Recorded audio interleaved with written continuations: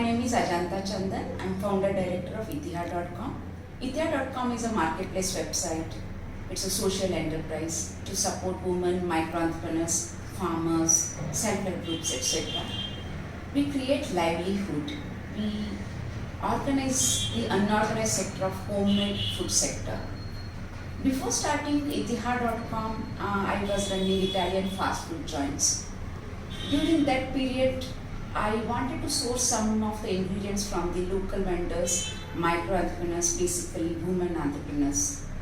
Then I met many women entrepreneurs, and I found out that there are many women entrepreneurs who were extremely good in manufacturing certain products, but eventually they had discontinued doing their product. The reason being they did not have a proper marketing or sales background or backup. What they used to do, they used to manufacture certain things and they used to go to shops and they would keep their material there, their products there. The shopkeepers would say if it is sold, they would be paid, otherwise they have to take back, and eventually they would incur a lot of losses, and one fine day they had to discontinue their business altogether. Entire India during that time, I'm talking about 3-4 years back when I launched this particular website. Entire India was focusing on production only. Entire women emphasizing organizations were giving training on production, and nobody gave importance on selling or marketing of the products. And online marketing, online sales was unheard of. All these women entrepreneurs, they were extremely hesitant to come to the limelight.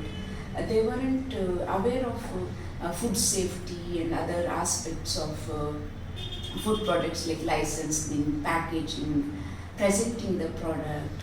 There were so many things they were lacking. So I thought this is a problem all women entrepreneurs, micro entrepreneurs are facing, so I should address this. That is where I started researching more and more on this particular sector. Though there were marketplace websites to support such women micro entrepreneurs, nobody were concentrating on food products. Then I started talking to a lot of women entrepreneurs. I would go to many exhibitions, I would go to many shops where there were products were lying, and I would call them and I would tell them, because online marketing, in the near future it's going to be just online marketing, and I wanted all those women to be really equipped with that technology. I used to call many entrepreneurs in a day, around 300-400 people I used to call every day, and would try to convince them, and they had more apprehension about this online marketing as it is coming to limelight. And eventually, like after talking to many entrepreneurs, when I launched this in 2016, I had hardly around 15 vendors and some hardly about 100 products. Then within a year, I had 1,000 plus entrepreneurs and many products, all unique, authentic products from Kashmir to Kanyakumari. We had all sorts of vendors and products. So it is my experience is that always address the problem. Any business has to be addressing the problem. It is not that I know to do something. It is what it is required in the society, required in the nation. Especially in India, we should concentrate on rural enterprising. So that is my take. Like I addressed the problem of marketing, problem of selling the product, because manufacturing is one subject which is rather easier subject, but when it comes to selling, unless we complete this circle, it is a problem. And when it comes to enterprising, there are a lot of things we should consider. The networking, one of the major thing, and people management, that is one thing. Communication. So whenever I speak to young entrepreneurs, I always say address the problem.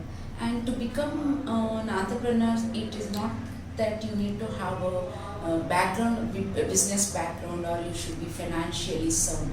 I'm coming from a very small town of Karnataka, and I did not have any business background, or I did not have ample of money where I could experiment.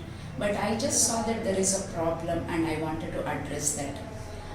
As such, all these micro entrepreneurs, rural entrepreneurs, they have so much of talent, and there is a huge demand for chemical-free, genuine products.